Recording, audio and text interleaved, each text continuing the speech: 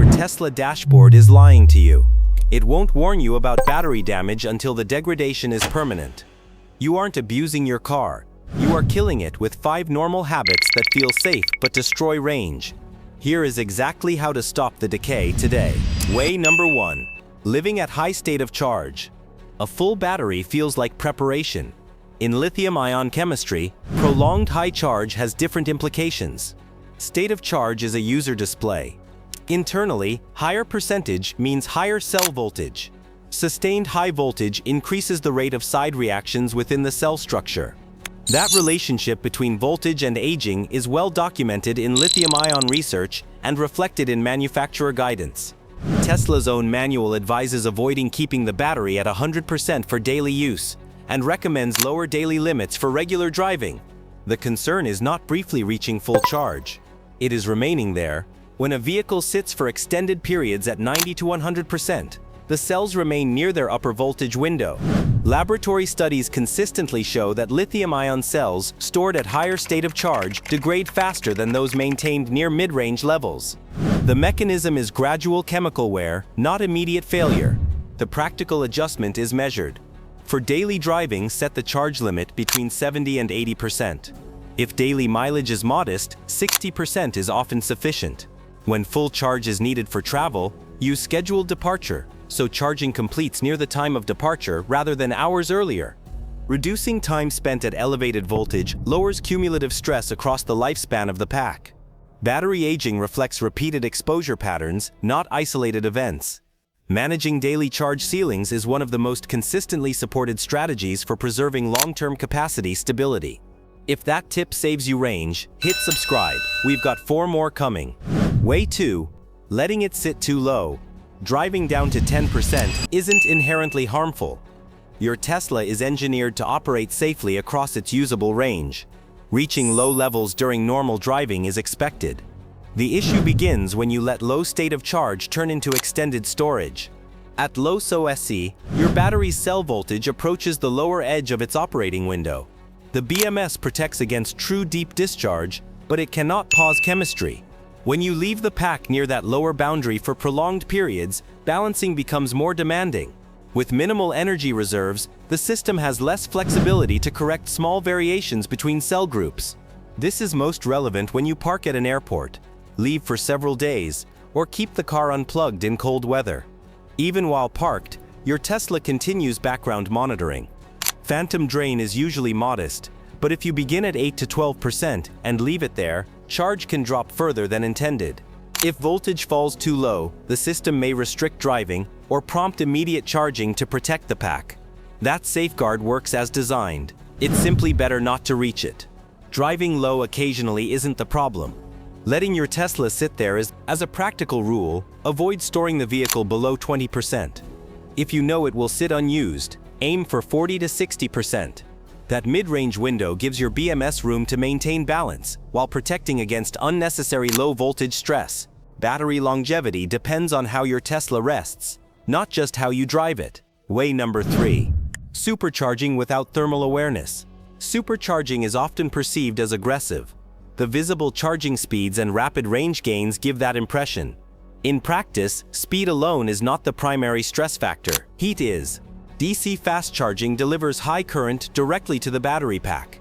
Tesla's thermal management system continuously regulates temperature to keep the cells within a controlled operating range.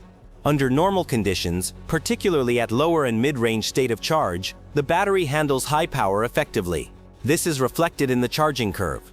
From low percentages up to roughly 60 or 70%, charging is both faster and more efficient. Beyond that range, power begins to taper. The taper is deliberate. As state of charge rises, cell voltage increases.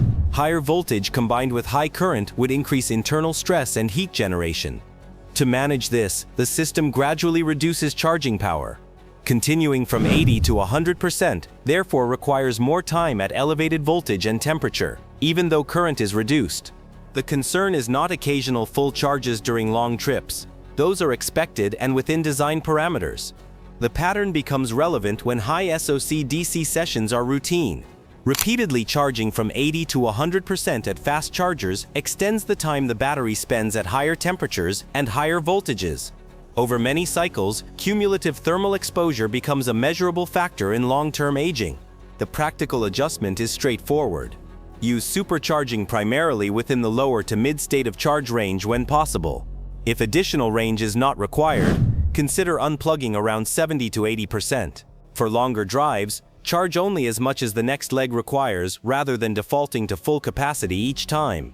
The practical benefit is reduced time spent at elevated temperature and voltage, along with shorter overall charging sessions. Supercharging itself is not inherently harmful. Its impact depends on how consistently it is used at the upper end of the charging curve. Managing where you stop helps moderate cumulative thermal stress over the life of the battery. Way 4. Skipping navigation preconditioning. Arriving at a supercharger in winter and seeing lower than expected power does not indicate a fault. The battery is often simply below its optimal temperature range. Lithium-ion cells are temperature sensitive. In colder conditions, internal resistance increases. As a result, a greater portion of incoming energy is lost as heat, and less is stored efficiently. To protect the pack, the battery management system restricts charging power until temperature rises to an acceptable level. Preconditioning addresses this directly. When you route to a supercharger using Tesla's built-in navigation, the vehicle begins thermal preparation before arrival. The system adjusts pack temperature so charging can begin within a more efficient and controlled range. If you drive to a charger without using navigation, the battery may not be properly conditioned. Charging then starts at reduced power, and the pack must warm during the session. This extends charging time and increases total exposure to suboptimal thermal conditions. The practical adjustment is simple. Always navigate to superchargers through Tesla's system, particularly in cold weather. Allow sufficient drive time for the vehicle to prepare the pack. In colder climates, keeping the car plugged in before departure can help maintain a more favorable starting temperature. Cold charging is not immediately damaging. However, repeated sessions without proper thermal preparation reduce efficiency and increase cumulative strain over time. Using navigation ensures that charging remains a managed process rather than a reactive one. Way 5. Driving aggressively at high SOC. Instant torque is one of Tesla's defining characteristics. The immediate response is part of the driving appeal. Used without awareness, however, it can add stress at moments when the battery is already operating near its upper limits. At high state of charge, cell voltage is elevated. That condition is normal and within design parameters. The dynamic changes when high voltage is combined with aggressive acceleration. Rapid throttle inputs demand high instantaneous current. High current at high voltage increases internal electrical and thermal stress within the cells, generating localized heat during discharge events. The vehicle is engineered to deliver this performance safely. The chemistry still responds to load.